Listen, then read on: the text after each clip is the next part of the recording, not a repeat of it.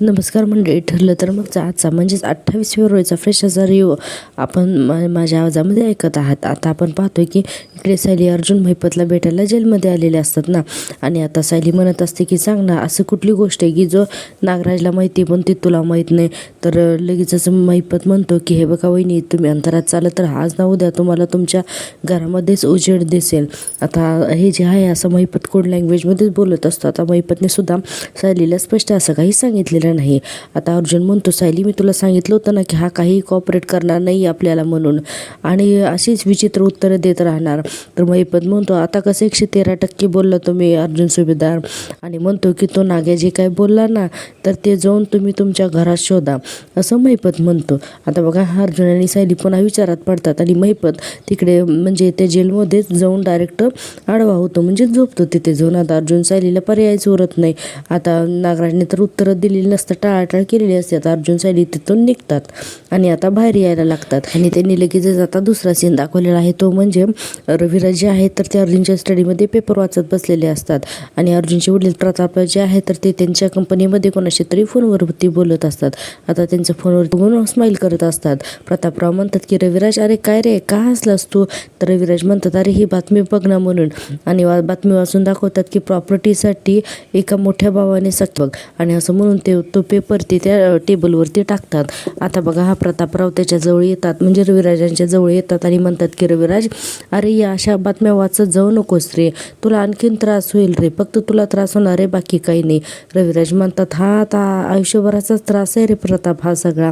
आणि पुढे रविराज म्हणतात की नागराजने जे काही केलंय ना ते आता आयुष्यभर पुसलं नाही जाणार रे, काय चुकलं असेल रे माझ्या आयुष्यात, मला सांग ना प्रतापराव, तुझ्यासारखी प्रेम करणारी माणसं तशी फॅमिली मला का नसेल रे मिळाली, मुलगी ही माझी अशी खोटारडी निघाली, सख्खा भाऊ माझ्या जीवावरती उठला आणि माझंच काहीतरी चुकलं असेल असं मला वाटतंय रे. प्रतापराव म्हणत असतात की रविराज, अरे नको काळजी करूच. इतक्यातच आपण पाहतोय स्टडी रूममध्ये तिथं अश्विन येतो. अश्विनला कळतं की हे दोघं जण काहीतरी सिरियस बोलतायत. तर अश्विन म्हणतो, काका, म्हणजे रविराजाला म्हणतो, काका तू ठीक आहेस ना रे? तर रविराज म्हणतात मानेने हलवून, हो ठीक आहे. नाही आता तुम्ही सगळे आजूबाजूला आहात ना, तर सावरतोय मी स्वतःला, करतोय प्रयत्न मी सावरण्याचा. आता अश्विन म्हणतो की बरं प्रतिमा त्या कुठे आहे म्हणून. तर रविराज म्हणतात, अरे ती ना झोपली खोलीमध्ये. आता असं झोपली म्हणल्यानंतर प्रतापराव म्हणतात, आत्ता यावेळी? अरे प्रतिमा तर असं कधी करत नाही, ती यावेळेला कधीच झोपत नाही. तर आता प्रतापराव म्हणतात, नाही रे, अलीकडं तिला ना खूप त्रास होतो म्हणे, थकवा जाणवतो म्हणत होती, म्हणून ती जाऊन झोपली, असं आता रविराज सांगत असतात. आता अश्विन म्हणतो, इतकं सगळं घडलंय ना त्याचा ताण आलेला असं प्रतिमा त्याच्या मनावरती म्हणून. आता आणि पुढे अश्विन म्हणतो की आणि जर का मन शांत नसेल ना तर त्याचा सगळ्यात अगोदर परिणाम हा शरीरावरती होतो. काका आपण एक काम करायचं का, आपण प्रतिमा त्याच्या सगळ्या ब्लड टेस्ट करायच्या का, म्हणजे फुल बॉडी चेकअपच करूयात, तर तू तिला हॉस्पिटलला घेऊन येशील का? रविराज म्हणतात, हो चालेल ना, चालेल, फक्त ना होळी होऊ देत, मग आपण सगळं करूयात. अश्विन म्हणतो, हो होळी होऊ देत, काहीच प्रॉब्लेम नाही आहे म्हणून. आणि आता आपण पाहतोय की पुन्हा पुढचा सीन. इकडे आपण पुढचा सीन पाहतोय. पुढचा सीन मस्त जेलमधला अर्जुन आणि सायली महिपतला भेटून निघालेले असतात आणि हे सगळं दृश्य नागराज बघतो ना. नागराज ही साईडच्या जेलमध्ये असतो. आता लगेचच नागराज हात करतो आणि जोरात हाक मारतो, अर्जुन, सायली म्हणून हात करतो आणि म्हणतो, काय रे माझी आठवण आली म्हणून आलात का काय?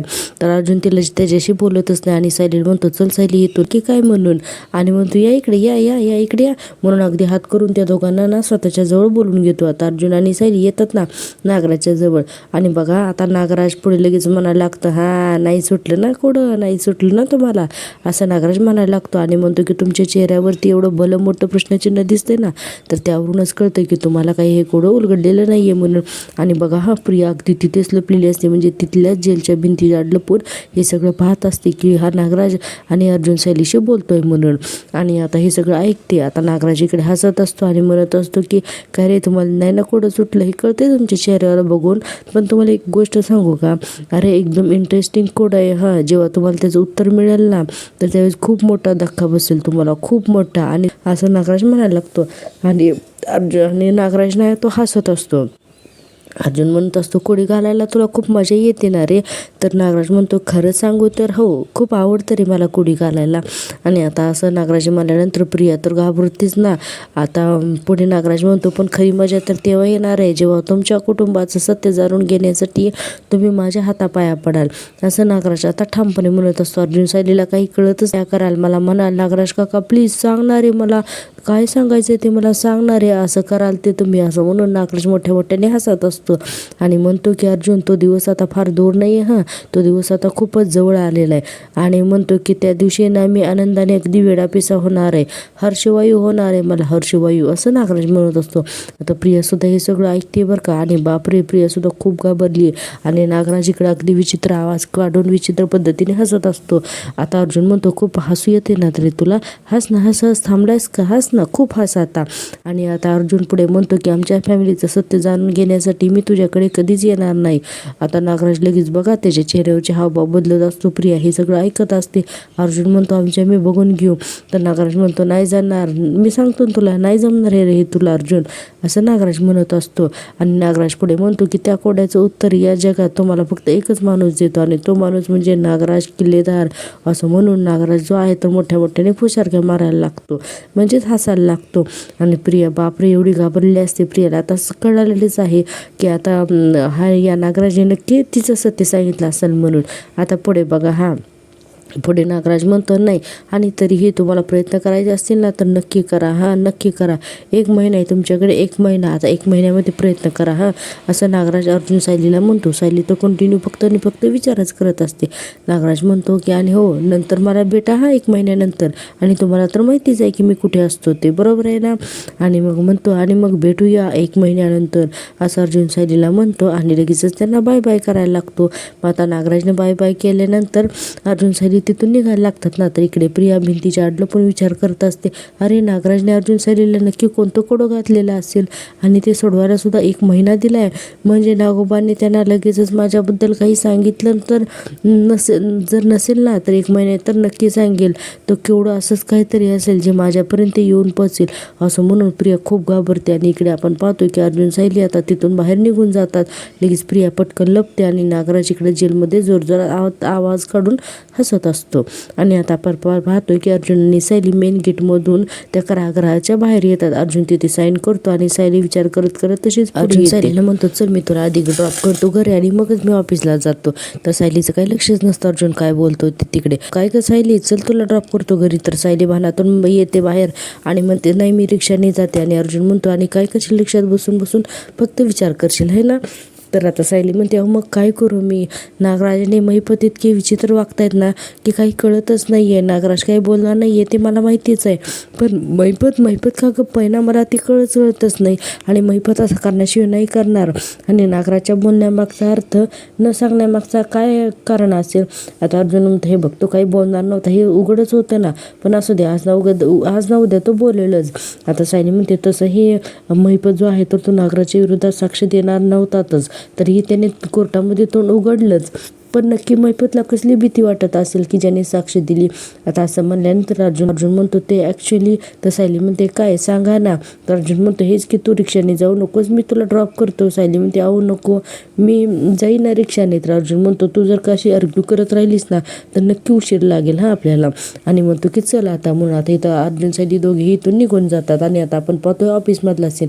इकडे अर्जुन ऑफिसमध्ये सतत नागराज जे वाक्य म्हणालेलं असतो ना, तुमच्या डोळ्यासमोर एक सत्य आहे जे तुमचं प्रिय घर ओपू करतोय आणि मी ते सत्य सांगणार नाही आहे, मी वाट बघणार आहे त्या दिवसाची, तो खेळ रंगण्याची आणि तुमचं घर बिघडण्याची. आणि हे सगळं जे आहे ना तर तो अर्जुन सगळं आठवत असतो. आणि महिपतने सुद्धा सांगितले असते की वहिनी तुम्ही अंधारात चालत राहा, आज ना उद्या तुम्हाला उजेड दिसेल आणि तो उजेड तुम्हाला तुमच्या घरातच दिसेल, असं महिपतने सुद्धा सांगितलेलं असतं. हे सगळं अर्जुन आठवून ऑफिसमध्येच उभा असतो आणि पाठीमागे चैतन्य आहे तर तो एकटाच बोलत असतो, अरे ही केस करायची आहे, त्या केसची ही मीटिंग आहे, दुबईवरून क्लायंट येणार आहेत, हे सगळं चैतन्य पाठीमागे बोलत असतो.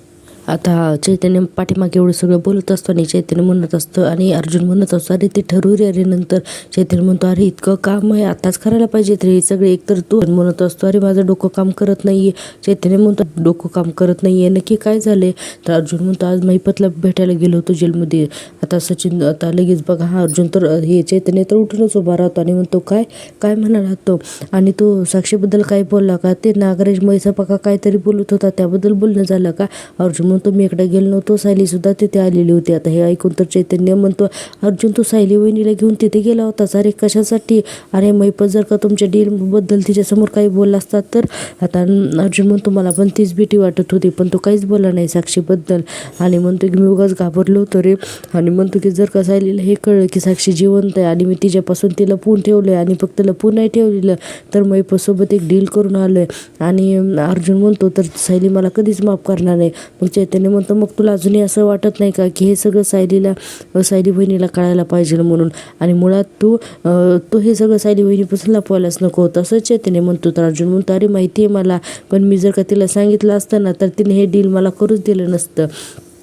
आणि पुढे अर्जुन म्हणतो की हे बघ नागरासारख्या गुन्हेगाराला शिक्षा देण्यासाठी अशा डील्स कराव्याच लागतात हे आपल्याला माहिती आहे, पण हे सायलीला कधीच पटणार नाही ना असं अर्जुन म्हणत असतो. आणि पुढे म्हणतो की अरे मला ना तरीही ना खूप गिल्टी वाटतंय रे.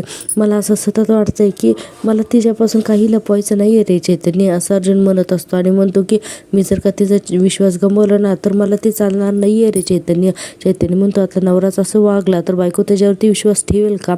आता अर्जुन म्हणतो, मी तिला साक्षीबद्दल सगळं सांगून टाकणारच आहे, मी आता नाही लपवू शकत. आणि म्हणतो की मी सगळं तिला खरं काही सांगून टाकणार आहे. मी एक काम करतो, मी आधी इन्स्पेक्टर सावंतांना फोन करतो आणि त्यांना म्हणतो की साक्षी जिवंत आहे आणि मग साक्षी जर का पनवेलमध्येच असेल तर सावंत तिचा पत्ता शोधतील. आणि एकतर एकदा का साक्षी सापडली ना की मग मी माझ्या बायकोला सगळं सांगून टाकणार खरं. आणि चैतन्य म्हणतो, नाहीच सापडली तर अर्जुन म्हणतो, सापडेल ती नक्की सापडेल म्हणून. आणि पुढे म्हणतो की एक काम कर चैतन्य, साक्षी कुठे लपू शकते ना अशा जागा जर का तुला माहिती असतील ना तर त्या आठव, त्याची एक लिस्ट तयार कर. आणि हो, आणि तिचे आवडते कॅफे, तिचं आवडतं रेस्टॉरंट किंवा पनवेलमधल्या तिच्या आवडत्या जागा सगळं काही एका लिस्टमध्ये लिही. आता काही करून आपल्याला साक्षीला शोधायलाच हवं असं आता अर्जुन म्हणत असतो. आणि अर्जुन आता कॉफी पित असतो. आता आपण पाहतोय की पुढचा सीन, इकडे पुढच्या सीनमध्ये आपण पाहतोय की सायली आणि कल्पनाताई किचनमध्ये असतात. इतक्यात सुमन तिथे येते आणि उदास झालेली सुमन येऊन डायनिंग टेबलवरती बसते. सायली म्हणते, चहा होतंय हो सुमन काकू. आणि आता कल्पनाताईंना म्हणते की सुमन काकू अजूनही उदासच आहेत, अजूनही त्या कोणाशीच काहीच बोलत नाही आहेत आणि हसत तर अजिबातच नाही आहे, सतत शून्यात नजर लावून बसलेले आहेत म्हणून त्यांचं मन कशात तरी रमवायला हवं असं म्हणतात. आता कल्पनाताई म्हणतात, हो ना गं, तरच तिच्या डोक्यातनं ना ते नागराज भाऊजींचे विचार जातील म्हणून. आणि आपण पाहतो इकडे सुमन बिचारी खूप निराश होऊन बसलेली असते. कल्पनाताई म्हणत असतात, पण नेमकं करायचं ना तेच कळत नाही आहे गं. आता बघा सायलीला एक आयडिया येते. सायली लगेचच म्हणते, आयडिया एक गंमत बघा आता तुम्ही आई म्हणून. आणि जोरात येतं का हो. आता लगेच सुमन हे सगळं ऐकते. लगेच असं कल्पनाताई म्हणतात, अगो ते खूप वर्षापूर्वी केलं होतं पण आता मला काही ते आठवत नाही. तर सायली म्हणते, कुसुमताईला खूप छान जमतं ते, पण मला काही जमतच नाही. आणि सायली पुढे म्हणते की अहो आई, त्यात चणा डाळ असते ना हो आई. तर कल्पनाताई म्हणतात, हो साबुदाणा आणि चणा डाळ हे दोन्ही पण असतं गं. मला असं वाटतं की दोघांचं प्रमाण एकसारखंच असतं. लगेच सुमन उठते आणि म्हणते की नाही कल्पना वहिनी, अहो ते समान नसतंय, ते 2:1 असं प्रमाण असतं, सम प्रमाणात नाही घ्यायचं ते असं आता सुमन सांगते. आणि सुमन खूप इंटरेस्टिंग हो ना, तर त्या जी मनगड काही तर रेसिपी आहे ना तर त्याची त्या पदार्थाची रेसिपी सगळं सांगते. आणि म्हणते की अगं साबुदाणा 2 तास अगोदर भिजत घातला तरी चालतो. सायली तुला मनगड आवडते हे मला माहितीच नव्हतं गं. सायली म्हणते, मला शिकवाल का हो सुमन काकू. सुमन म्हणते, हो मी शिकवेन ना. सायली म्हणते, बघा ना काय गंमत आहे बघा, मी काल चणा डाळ भिजत घातली आणि आज पूर्ण आजीचा उपास आहे म्हणून साबुदाणाही भिसायलेलाच आहे. आता लगेच सुमन या छानच की म्हणून हसायला लागते. आणि म्हणते की मग तू डाळ अगोदर कुकरला लाव शिजायला आणि घरात खोबरं असेल ना तर आणि इकडे ते मला दे, मी त्याचं दूध काढायला घेते असं म्हणून सुमन आता पदर खोचून कामालाच लागते. आणि ही सगळी जी प्रोसेस आहे तर ती आपल्याला म्युझिकली दाखवलेली आहे. आणि सुमन अगदी मन लावून काम करते. हे आता कल्पनाताई आणि सायली हे दोघीजणी ऑब्झर्वेशन करतात आणि दोघी एकमेकीला इशारा करत असतात की बरं झालं आज सुमन जे आहे तर ती आता कामाला लागली म्हणजे ती तिच्या विचारातून बाहेर निघाली म्हणून. आता असा विचार करून या दोघीजणी खुश होत असतात. सायली मनात म्हणते किती दिवसांनी सुमन काकूंचं हसू आता परत आले आणि सुमन ती रेसिपी बनवून तयार ठेवते. आता आपण पाहतोय पुढचा सण. इकडे रात्र झालेली असते आणि रात्री सुभेदारांच्या घराबाहेर ही जी प्रिया आहे ना, तर ती प्रिया गुपचूप आलेली असते आणि तिचा मोबाईल घेऊन आलेली असते आणि बाहेर बघा येऊन आता ती फोन कशी करत असते ते वकिलांना ते. आणि प्रिया म्हणते की नागोबाला दाखवण्यापुरता तरी मला एखादा वकील हा शोधायलाच हवा, परत त्याचा विश्वास बसेल की मी खरंच त्याला सोडवण्यासाठी प्रयत्न तर करते म्हणून, असं प्रिया म्हणते. आणि लगेचच मोबाईलमध्ये ॲडव्होकेट नावाची जी लिस्ट असते आणि बघा आता आज प्रियाचाच पचका होतो. पहिल्यांदा तर ते ॲडव्होकेट तांबोळी म्हणून कोणी आहेत ना, तर त्यांना फोन लावते आणि त्यांना म्हणते हॅलो ॲडव्होकेट तांबोळी, मला ना तुम्हाला एक केस द्यायची होती. मग ते तिकडून म्हणतात की कोणाची, तर प्रिया म्हणते की नागराज किल्लेदारी यांची, ते अपील करायचे. तर ते तिकडे त्याचं नाव सांगते की नागराज किल्लेदारी यांना शिक्षा झाली. तर ते पलीकडून तो फोनच माणूस कट करून टाकतो ना नागराजचं नाव ऐकले की. आता दुसरा फोन लावतो ॲडव्होकेट मानकर, मला ऐका ना, हॅलो मला ना नागराज किल्लेदारी यांच्या केसबद्दल बोलायचं आहे. बघा फोन ठेवू नका, हा निदान माझं ऐकून तरी घ्या. तर तो माणूस म्हणतो की मी नाही केस लढणार. प्रिया म्हणत असते पण तुम्ही का नाही केस लढणार हॅलो, तर तोही माणूस फोन ठेवून टाकतो. आता प्रिया वैतागते ना, अरे बापरे, दोन्ही वकिलांनी फोन ठेवून टाकली. नागराजची केस घ्यायला कुणीच तयार नसतं आणि प्रिया वैतागलेली असते, कारण तिला हे सगळे प्रयत्न रात्रीच करावे लागत असतात. प्रिया म्हणत असते नाग्याने एक कर्मच अशी करून ठेवलीत ना की कोणीच त्याची केस घ्यायला तयार नाही आहे. तशी ही पनवेलमधला कोणता वकील रविराज किल्लेदार याच्यासोबत पंगा घेईल, असं म्हणून प्रिया विचार करते आणि तिथून निघून जाते. आता आपण पाहतोय की इकडे चैतन्य आणि अर्जुन हे दोघं जण जे आहेत तर ते स्टडीमध्ये बसलेले असतात आणि विचार करत असतात. आणि आता अर्जुन बघा त्या सकाळी जे चैतन्य सांगितले त्या स्टडीचे डिटेल सांगत असतो, तेव्हाचीच तारीख घे, ती विटनेसची मला फाईल दे. आणि इकडे चैतन्याला झोप लागलेली असते. आता अर्जुन त्याला इशारा करत असतो चैतन्य म्हणून त्याच्या गुडघ्यावरती टॅप करतो आणि म्हणतो काय रे, तर चैतन्य म्हणतो अरे काय पाहिजे तुला. अर्जुन म्हणतो अरे विटनेसची केस दे. आणि चैतन्य म्हणत असतो अर्जुन अरे यार तुला इतक्या रात्रीपर्यंत का काम करायचं आहे, आपण उद्या बोलूयात नाही हे सगळं. अर्जुन म्हणतो हे बघ तुला जायचं असेल तर तुझा मला आय विटनेसची लिस्ट दे अगोदर. आणि आंबेकर केसमध्ये प्राईम आय विटनेस आहे त्याची सेक्रेटरीच होती ना. तर चैतन्य म्हणतो मी तुला हे सगळं दुपारी ऑफिसमध्ये बोलू म्हणत होतो. आणि एकदम घाबरतो ना आणि उठून उभाच राहतो आणि म्हणतो असं त्याला करायला लागतो. आणि म्हणतो तुला किती वेळा सांगितलं घरामध्ये हा विषय काढू नकोस म्हणून. अरे हे सगळं जर का सायलीनं ऐकलं तर काय होईल हे तुला माहिती आहे ना. तर आता चैतन्य म्हणतो हे बघ आपलं काम जर का रात्रभर चालणार असेल ना तर मग मी सायली वहिनीकडे कॉफी मागतो. आता असं म्हणल्यानंतर अर्जुन म्हणतो बरं चालेल पी कॉफी. आणि हाक मारायला लागतो जोरजोरात बायको करून. आणि आता तिथे सायली येते ना आणि सायली म्हणते काय हो, तर अर्जुन म्हणतो अरे बायको चैतन्याला कॉफी हवी आहे. सायली म्हणते चैतन्य भाऊजींना कॉफी हवी की त्यांचं नाव करून तुम्हाला कॉफी हवी आहे. आता चैतन्य म्हणतो नाही वहिनी यावेळेस ना खरंच कॉफी मला हवी. अगं आता रात्रभर काम करायचं असेल तर जागा राखण्यासाठी काहीतरी करावंच लागेल ना. सायली म्हणते हो पण अशी झोप आलेली असताना काम करणं हे काय बरोबर आहे का. चैतन्य म्हणतो नाही. आता सायली म्हणते कसं आहे ना की निसर्गाने झोपेची निर्मिती केली आहे तर यासाठी मेंदूला आरामाची गरज द्यायची असते. आणि अर्जुनकडे बघून म्हणते की पण तुम्हाला तर मेंदूला विश्रांती द्यायचीच गरज द्यायची नसते ना. तर काही गरज नाही आहे चैतन्य भाऊजी, काम बंद करा आणि झोपा आता. आणि म्हणते चैतन्यला म्हणते की भाऊजी तुम्ही आज इथेच झोपा, मी मागची गेस्ट रूम उघडते. आता लगेच चैतन्य म्हणतो नाही नको, मी काम झालं की जातो माझ्या घरी. आता अर्जुन म्हणतो नाही आत्ताच जा ना, जा आत्ताच जा, लवकर जा, परत ते निसर्ग वगैरे तुला काय करेल ना ते लेक्चर मला ऐकावं लागेल. आता चैतन्य म्हणतो बेस्ट आहे वहिनी, प्लीज तू अशा वेळेला येऊन लेक्चर देत जा गं, तुझे लेक्चर मला इतके उपयोगी पडतात ना. आणि असं म्हणून फाईलच ठेवतो चैतन्य खाली आणि म्हणतो बाय बाय अर्जुन, आपण आता ऑफिसमध्ये भेटू. असं म्हणून आता चैतन्य तिथून पळतो. आता सायली म्हणते तुम्हाला काही वेगळं सांगायला हवं का. आता बघा अर्जुन लगेचच म्हणतो जरा वेळ आणि म्हणतो की काय नाही की एका गोष्टीचा विचार करतोय पण जरा डोकंच काम करत नाही, मंद झालाय मेंदू असं वाटतंय. आता सायली म्हणते की तुम्हाला जागरणच करायचं आहे ना तर माझ्याबरोबर करा. असं सायली म्हणल्यानंतर अर्जुन लगेच असं म्हणतो आणि मग त्याच्या लक्षात येतं. लगेच तो पटापट फाईलमध्ये पेपर ठेवतो आणि म्हणतो की I am always ready for that. आणि म्हणतो की चला जाऊया खोलीत. तर सायली म्हणते चला. असं म्हणून त्याला त्याचा हात पकडून आता तिथून त्याला डायरेक्ट घराच्या बाहेर आलीस तू, हे काय. तर आता सायली म्हणते आतमध्ये तुम्हाला काही सुचत नव्हतं ना. तर मग म्हटलं आतमध्ये नाही सुचत तर बाहेर यावं, मोकळ्या हवेत फिरावं, म्हणजे मग पुन्हा मेंदू काम करायला लागेल. आणि सायली म्हणते काय हो तुम्हाला इथे बाहेर छान वाटत नाही आहे का. अर्जुन म्हणतो खूप छान वाटतंय ॲक्च्युली, इथे बाहेर ना असे रोमॅन्टिक वाईब पण येत आहेत. आणि म्हणतो की मला माहीत नव्हतं की माझी बायको इथे रोमॅन्टिक पण आहे म्हणून. सायली म्हणते माझ्या मनात आता तसलं काहीही नाही आहे आणि रोमॅन्स म्हणजे काही फक्त तुमच्या मनात जे आहे तर तेच नसतं हो. आणि पुढे म्हणते की असं एकत्र रात्री बाहेर येऊन बसणं, डोळ्यात डोळे घालून एकमेकाची छान गप्पा मारणे याला सुद्धा रोमॅन्स पुढे म्हणत असतो की खरं आहे वकील नवरा आणि त्याची बायको सत्यापर्यंत पोहोचतायत, हा सुद्धा रोमॅन्सच आहे असं अर्जुन म्हणत असतो आणि म्हणतो हीच आपली लव्ह लँग्वेज सुद्धा आहे. मग सायली म्हणते हो ना, मग आता मला सांगा बरं तुम्ही काय विचार करत होतात. तर अर्जुन म्हणतो की मी नागराजबद्दल विचार करत होतो. आता असं म्हणल्यानंतर दोघंही शांतच होतात. अर्जुन पुढे म्हणतो की तो जो काही बोलला ना, मैसभा, पाणी, जमीन, मला ना हे सगळे विचार ना यामागे ना काहीतरी सिरियस अर्थ होता असं वाटतंय. नक्कीच यामागे काहीतरी सिरियस अर्थ होता.